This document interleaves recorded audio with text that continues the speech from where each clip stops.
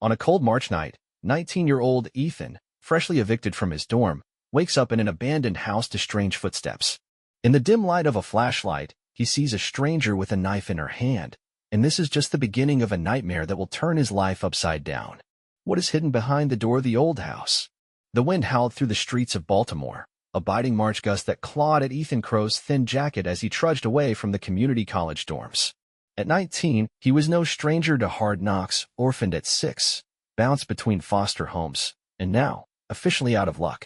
Just that morning, he'd been a resident of room 14, a cramped box with a sagging mattress and a window that wouldn't close. But the new dorm supervisor, a beefy guy named Hank with a voice like a foghorn and a face flushed from too much whiskey, had stormed in with a clipboard and a mission. "If you're not on the official roster, you're out," he bellowed, jabbing a meaty finger at Ethan. No ID, no paperwork, no exceptions. Ethan had tried to explain he'd been crashing there on a friend's goodwill, scraping by with odd jobs, but Hank didn't care. "Rules are rules, kid. Pack your crap and go." Now, with his backpack slung over one shoulder and his hands stuffed deep in his pockets, Ethan wandered the darkening city. The last of his cash had gone to a stale sandwich hours ago, and his stomach growled as the cold seeped into his bones. Streetlights flickered on, casting long shadows over cracked sidewalks and boarded-up storefronts. He didn't know where he was headed, just away. Away from Hank's red face, away from the dorm's stale air, away from the life that kept kicking him down. By the time the sky turned a bruised purple, Ethan's legs had carried him to the edge of town, where the streets gave way to overgrown lots and crumbling houses. His breath puffed out in white clouds as he stopped in front of a derelict two-story shack. Its shingles curled like dead leaves, and the front porch sagged under years of neglect. Ivy snaked up the walls, strangling the faded paint, and the windows, those that weren't shattered, stared blankly into the night. A rusted condemned sign hung crookedly by the door, swaying in the wind. It wasn't much, but it was shelter. Ethan pushed the door open with a creak, the sound echoing in the stillness. Inside, the air smelled of damp wood and mildew. Dust coated every surface, and the floorboards groaned under his sneakers. In the corner, a pile of junk, broken chairs, empty bottles, a tattered blanket, sat like a monument to abandonment. Ethan dropped his backpack and sank onto a stained mattress he found shoved against the wall. He pulled the blanket over his shoulders, its frayed edges barely holding together, and closed his eyes. Sleep didn't come easy. The wind rattled the loose shutters outside, and every creak of the house made him flinch. Still, exhaustion eventually tugged him under. He didn't know how long he'd been out when the sound woke him, a steady, rhythmic thud. Footsteps. Not the wind, not a branch scraping the roof, but something deliberate, moving through the house. Ethan bolted upright, heart hammering in his chest. The room was pitch black, the faint glow of streetlights barely seeping through the cracks in the walls. He fumbled for his phone, but the battery was dead. "Hello," he whispered, his voice swallowed by the dark. The footsteps stopped, then started again, closer this time. Scrambling to his feet, Ethan's hand brushed something cold and metallic on the floor, a key, old and heavy, with a strange design etched into it. He squinted in the dimness, running his thumb over the engraving, a coiled snake, its scales carved with eerie precision. His pulse raced as he shoved it into his pocket. The footsteps were louder now, coming from the hallway beyond the room. He grabbed a splintered chair leg from the junk pile, clutching it like a bat, and crept toward the sound. In the far corner, he noticed something he'd missed before. A door, its paint peeling, its edges warped. It looked sealed shut, but the footsteps seemed to echo from behind it. Ethan hesitated, the key burning a hole in his pocket. Was it a way out, or a way deeper into whatever nightmare he'd stumbled into? He stepped closer, the floor creaking beneath him, and that's when he saw it, a shadow, tall and thin, sliding across the wall. Someone, or something, was on the other side. Ethan's breath caught in his throat as the shadow shifted behind the warped door. The chair leg trembled in his grip, its splintered edge digging into his palm. The rhythmic thud of footsteps had stopped, replaced by an oppressive silence that pressed against his ears. He glanced back at the mattress, half tempted to bolt out the front door and take his chances with the Baltimore night, but something, the key, the shadow, the pull of the unknown, held him in place. He fished the snake-engraved key from his pocket, its weight cold and reassuring, and edged closer to the door. The lock was rusted, barely visible under layers of flaking paint, but the key slid in with a faint click that echoed like a gunshot in the stillness. He turned it, the mechanism grinding reluctantly, and the door creaked open an inch. A draft of stale air hit him, carrying the faint scent of sweat and something metallic. Ethan nudged the door wider with his foot, peering into the darkness beyond. The space was tiny, more closet than room, its walls lined with cracked plaster. In the corner, on a pile of ragged blankets, sat a girl, 10 years old, maybe, her pale face streaked with dirt, her blonde hair tangled. She clutched a worn stuffed rabbit, its button eyes glinting in the faint light spilling from the main room. Her chest rose and fell unevenly, a weak rasp escaping her lips. Before Ethan could process what he was seeing, a figure lunged from the shadows. He stumbled back, the chair leg slipping from his hand as a woman, 30-ish, wiry, with dark circles under her eyes, slammed into him. A kitchen knife flashed in her grip, its blade hovering an inch from his throat. "Who are you?" she hissed, her voice low and raw, trembling with something between fear and fury. Her clothes were torn, a faded hoodie hanging off her thin frame, and her brown hair was pulled into a messy knot. I'm nobody," Ethan stammered, hands raised, heart slamming against his ribs. "Just looking for a place to crash. I didn't know anyone was here." The woman's eyes narrowed, darting over him, assessing. The knife didn't waver, but she didn't press it closer either. Behind her, the girl whimpered, curling tighter into the blankets. "Please," Ethan added, his voice cracking. "I'm not here to hurt you." The woman studied him for a long, tense moment, then lowered the knife, just barely. "You're not one of them," she muttered, more to herself than to him. She stepped back, keeping the blade at her side, and glanced at the girl. "Sophie, it's okay. He's not with him." Her tone softened, but her grip on the knife stayed firm. Ethan exhaled shakily, lowering his hands. "Who's him? What's going on?" He nodded toward the girl, Sophie, who peeked out from her nest of blankets, her gray eyes wide and wary. The woman hesitated, then said, "I'm Emily. This is my daughter, Sophie. We're hiding." Her voice dropped to a whisper on the last word, as if saying it too loud might summon whatever they were running from. She sank onto the floor beside Sophie, brushing a strand of hair from the girl's feverish forehead. "She's sick. Been sick for weeks. We can't go to a hospital, not now." "Hiding from who?" Ethan pressed, his curiosity outweighing his fear. He crouched a few feet away, keeping his distance but close enough to see Sophie's shallow breathing, the way her small hands clutched the rabbit like a lifeline. Emily's jaw tightened. "My brother, Ray. He's a cop, Baltimore PD. A dirty one. He pinned a theft on me, something he did, and now we're on the run. If he finds us," she trailed off, her eyes flicking to the knife. "He's got connections. Cops, dealers, you name it. We're only safe as long as he thinks we're gone." Ethan's stomach twisted. He'd seen guys like Ray before, crooked, swaggering types who thought badges made them untouchable. Why not turn him in? Tell someone. Emily let out a bitter laugh. "Who'd believe me? He's got the evidence forged, but it's enough. I'm a single mom with no job, no record to stand on. He's the golden boy with a gun and a smile."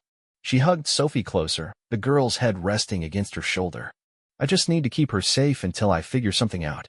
Ethan opened his mouth to respond, but a low rumble cut him off, the sound of an engine, faint but growing louder. Headlights swept across the broken windows, painting jagged streaks of light on the walls. Emily froze, her hand tightening on the knife. "That's him," she whispered, her voice barely audible. "He's here." Ethan's pulse spiked. He scrambled to his feet, peering through a crack in the boarded-up window. A black SUV idled at the curb, its engine purring ominously. A figure stepped out, tall, broad-shouldered, a silhouette against the glare of the headlights. Ethan couldn't see his face, but the way he moved, deliberate and predatory, sent a chill down his spine. "What do we do?" he hissed, turning to Emily. She was already pulling Sophie up, the girl's legs wobbling as she clung to her mother. "Hide," Emily said, her voice sharp with panic. "Now." The air in the abandoned house thickened with dread as the SUV's headlights sliced through the gaps in the boarded windows. Ethan's chest tightened, his breath shallow and quick. Emily clutched Sophie against her, the girl's frail body trembling as she buried her face in her mother's hoodie.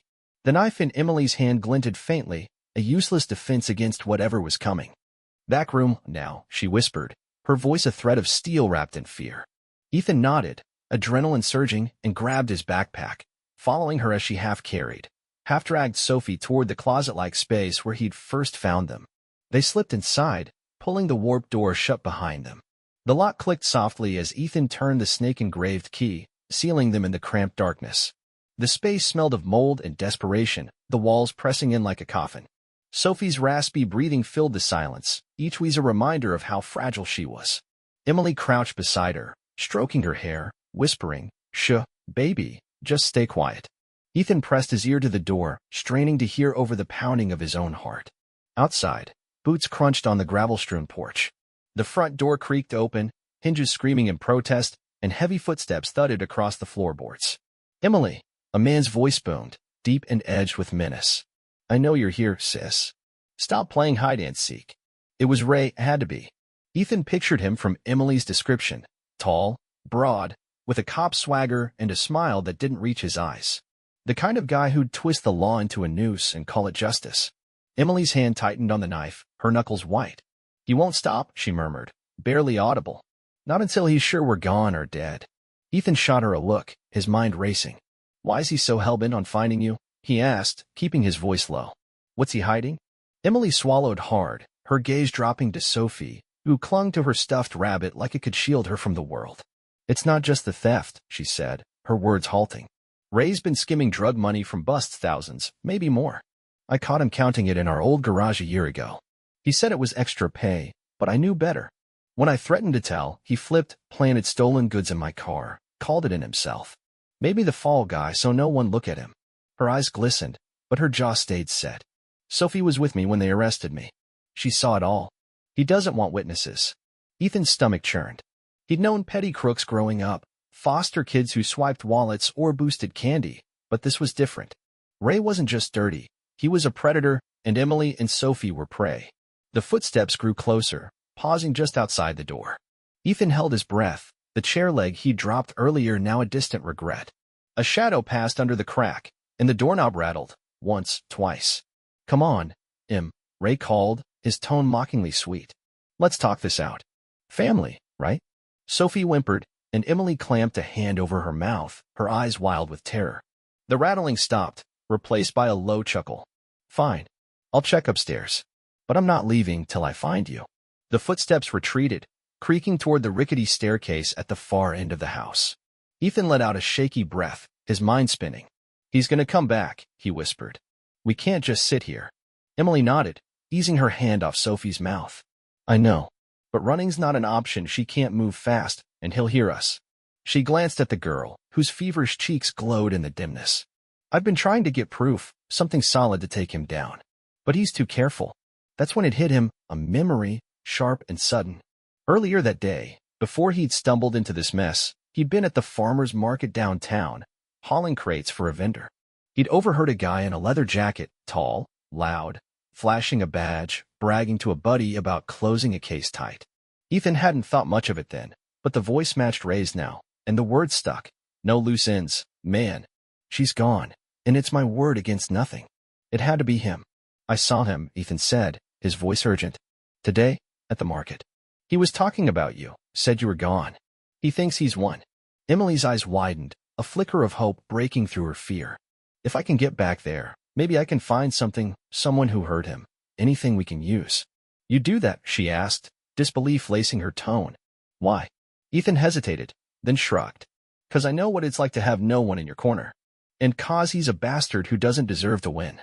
Before Emily could respond, a crash echoed from upstairs, glass shattering, with splintering. Ray was tearing the place apart. "Go," she said, decisive. "I'll keep Sophie quiet. Just don't get caught." Ethan slipped the key into his pocket and cracked the door open, peering into the empty room. The stairs groaned under Ray's weight, giving him Ray was still up there, somewhere. Ethan darted out, hard hammering, and flattened himself against the wall, listening. The night was his cover now, he just had to make it out alive.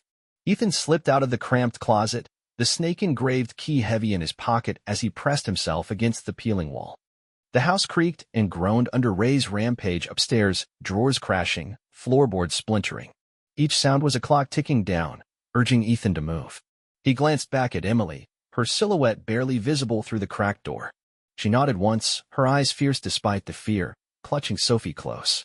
"Be fast," she mouthed, and he gave a tight nod before creeping toward the front of the house. The living room was a graveyard of shadows, the faint glow of the SUV's headlights seeping through the broken windows. Ethan's sneakers scuffed silently over the dusty floor as he edged past the mattress where he'd slept hours ago, a lifetime ago. His plan was half-formed, fueled by desperation and a flicker of defiance. If he could get back to the farmer's market, find proof of Ray's bragging, maybe a witness, maybe something more, he could turn the tables. But first, he had to get out without Ray spotting him. The front door hung ajar, swaying slightly in the night breeze. Ethan crouched low, peering outside. The black SUV sat like a predator at the curb, engine off, its driver's door still open. Ray hadn't bothered to lock it. Arrogance or haste, Ethan couldn't tell. He took a deep breath, the cold air stinging his lungs, and darted onto the porch.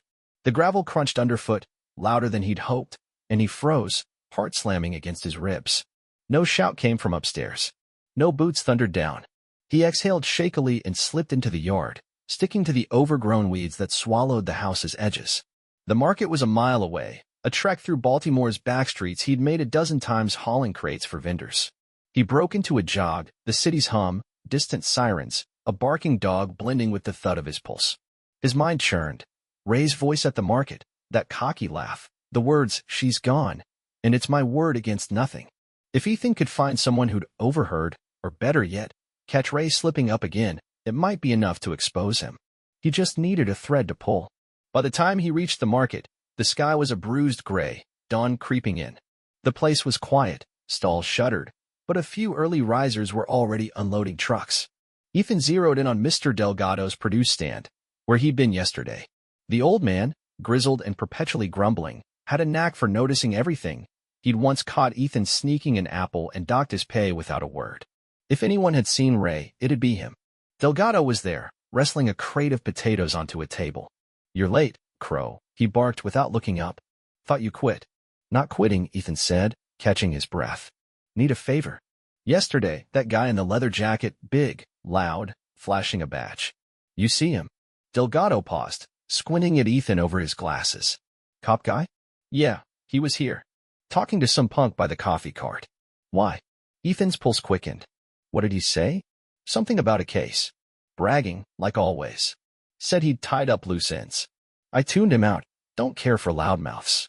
Delgado shrugged, then pointed a gnarled finger. "You in trouble, kid?" "Not yet," Ethan lied, scanning the market. The coffee cart was still closed, but something caught his eye, a battered security camera bolted to a lamppost, its lens angled toward the stalls. If it worked, if it recorded sound. "That camera, does it run?" Delgado grunted. "Sometimes. Owner's too cheap to fix it right. Ask him when he opens." Ethan didn't have time to wait. He jogged over, heart pounding, and inspected the setup. The camera was old, wires frayed, but a faint red light blinked power. If it caught Ray yesterday, it might have caught his words. He needed that footage. He spotted a loose panel on the base, pried it open with his pocket knife, and found a memory card slot. His hand shook as he popped it out, small, scratched, but intact. He shoved it into his pocket, a spark of hope igniting. If this worked, it could be Ray's downfall. That's when he heard it, the growl of an engine. He whipped around, and there it was, the black SUV, rolling slow down the street, headlights off but unmistakable. Ray. Ethan ducked behind a stack of crates, pulse racing. How had he known? Had he seen him leave? The vehicle paused, idling, then crept closer. Ethan bolted, weaving through the stalls, the memory card burning a hole in his pocket. Footsteps pounded behind him, a Ray, fast and closing in, his shadow stretching long in the dim light. Ethan darted into an alley, trash cans clattering as he shoved past. His lungs burned, legs screaming, but he couldn't stop. Ray's voice cut through the air, sharp and furious. "You can't run forever, kid." A hand grazed Ethan's backpack, yanking him back, but he twisted free, stumbling onto a side street. He sprinted toward a chain-link fence, scrambled over, and hit the ground hard on the other side, rolling into a ditch. The footsteps stopped, Ray's curses fading as he hesitated at the fence. Ethan didn't wait. He ran, clutching the card, until the market was a blur behind him. He'd made it for now. But as he caught his breath, a new dread sank in. The house. Emily and Sophie. He'd left them alone, and Ray was on the hunt. He turned back toward the shack, legs heavy, and saw smoke curling into the sky, faint, but growing.